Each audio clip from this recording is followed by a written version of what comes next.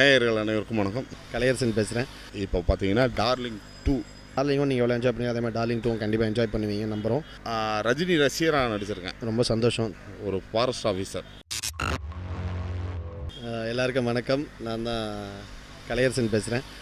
இப்போ நம்ம டார்லிங் 2 படத்தோட ப்ரெஸ் மீட்டில் இருக்கோம். டார்லிங் 2 படம் வந்து நானும் காளி வெங்கடண்ணன், முனிஷ்காந்த் அண்ணன், ரமேஷ், ஹரி, அர்ஜுன், மாயா நடிச்சிருக்கோம். சதீஷ் சந்திரசேகரன் டைரக்ட் பண்ணியிருக்காரு.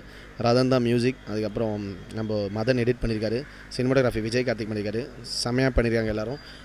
எல்லாமே ஒரு யங் டீம். எல்லா ஒர்க்கையும் ரொம்ப நல்லா பண்ணியிருக்காங்க. டார்லிங்கும் நீங்கள் எவ்வளோ என்ஜாய் பண்ணி அதே மாதிரி டார்லிங் 2 கண்டிப்பாக என்ஜாய் பண்ணுவீங்க நம்புகிறோம். படத்தை ஞானல் சார் ரிலீஸ் பண்ணுறாரு. ஸோ அதுவே எங்களுக்கு ரொம்ப சந்தோஷமான விஷயம். டீமுக்கு ஒரு பெரிய சப்போர்ட் கிடைச்ச மாதிரி. இந்த மாதிரி ஒரு ஃப்ரெஷ் டீமை வந்து சப்போர்ட் பண்ணுறதுனா இந்த மாதிரி ஒரு பெரிய பேனர் கிடச்சா தான் அது வந்து எங்களோட இவ்வளோ நாள் பண்ண ஒர்க்குக்கான ஒரு அங்கீகாரம் அது கிடச்சிருக்கு. ரொம்ப சந்தோஷம். Thanks to Gnanavel sir. படத்தை கண்டிப்பாக பாருங்கள், என்ஜாய் பண்ணுவீங்க. Thank you so much.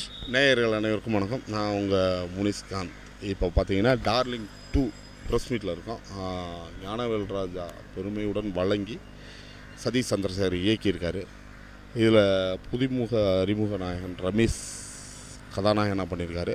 அவரோட சேர்ந்து மெட்ராஸ் கலை மற்றும் ஜானி என்கின்ற ஹரி, காளி வெங்கட் பண்ணியிருக்காங்க.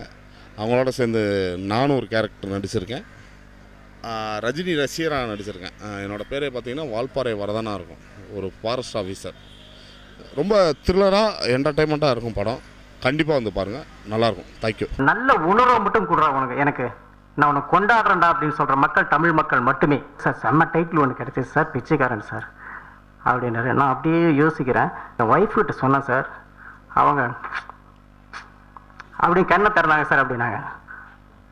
நான் வந்து என்னன்னா இந்த செக்கை என்ன பண்ணுறது அப்படி நிஜமாக வாழ்ந்த அந்த மனிதனுக்கு என்னுடைய நன்றி.